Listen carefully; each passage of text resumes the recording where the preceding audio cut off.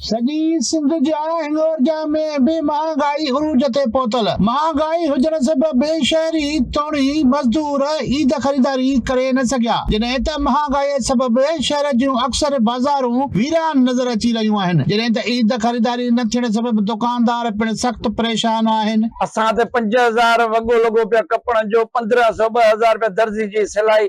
मां त पंहिंजा वरिता ई कोन, मां त चवां थो मुंहिंजा बच्चा कपिड़ा पाइनि न त मूं ई पाता। पर एॾी महांगाई थी वई आहे जो असां पंहिंजे नंढनि न्याणियुनि खे, नंढड़े पुट खे बि उहो बि वठी कोन था ॾियूं।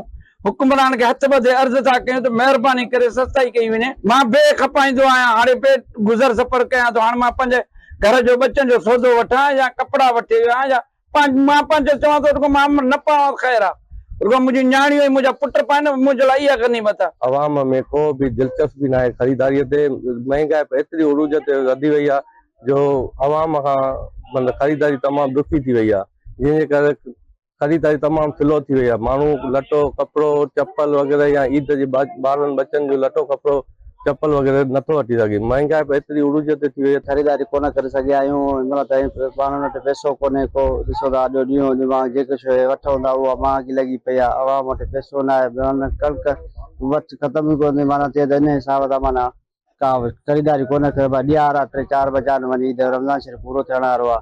इन हिसाब सां जंहिं दुकान ते वञ त महांगा बि लॻी पई आहे, कपिड़ो कोन वठी सघिया आहियूं, न का ॿियो आइटम वठी सघिया आहियूं।